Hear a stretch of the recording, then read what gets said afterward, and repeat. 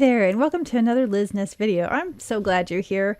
In this video, we're going to talk about some of the tips I've picked up with regards to iPad lettering as I've been working on Procreate. Let's go ahead and get started.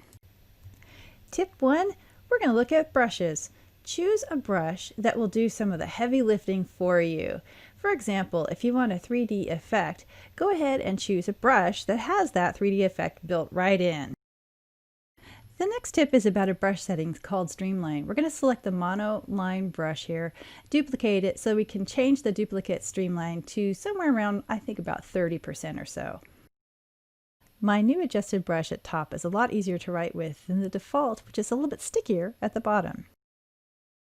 Tip 3 is adjust the pressure curve. Here I'm drawing with the script pen and things are pretty thick because I press hard. But as I adjust the curve and go again, it makes things a little bit thinner and it looks more like what I want. Step 4 is find a steady position for writing. If you have a digital artist glove, this isn't a problem. You can lay your hand down on top of your iPad.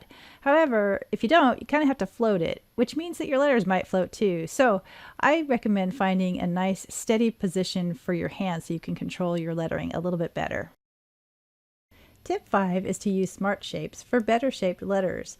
I really like the hand-drawn look, and it's my favorite really, but there are times when you need to have a more perfectly shaped letter, and so if you use your pen and hold while you're drawing, you'll invoke the smart shapes, and then you can adjust that shape, width, angle, shape, until you're satisfied.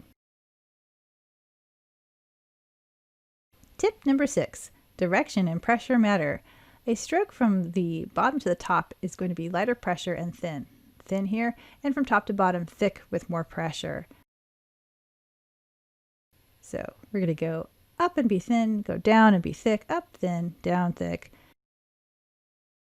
and up really thin again. This is a convention from calligraphy, and if you apply that to your iPad lettering, it makes your letters look great. Tip 7 is that texture and flourish add interest in a really good way. In the example, I've added a few flourishes in the center there, that thin white line with the dots. In addition, I've added texture to the overall piece with sort of a watercolor paper. And altogether, it makes that hand lettering look even better. Tip number 8, working from a draft simplifies the process.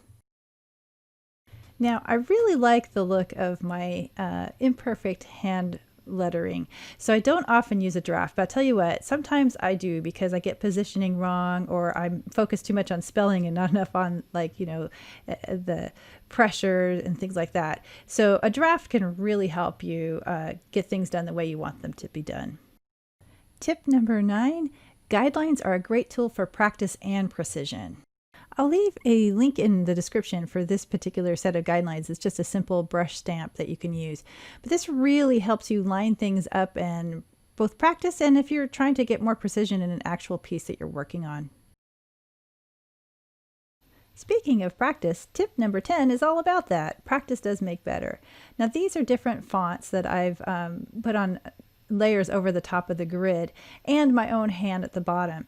But taking these fonts and positioning your hand really helps you, and you drawing over the top of them in another layer, really helps you practice the different font types. So if you find one that you really like and it's a hand-lettered script and you'd want to get pretty good at reproducing it, this is a great way to practice that. That Mango Salsa font, by the way, is from defont.com. But again, practicing these different fonts really can make you get better at them, and it's a lot of fun. Thanks for watching. I hope you've enjoyed the video, and if you have, please be sure to like it, subscribe to the channel, and ring that bell to be notified when new videos become available. Meanwhile, I hope your day is amazing.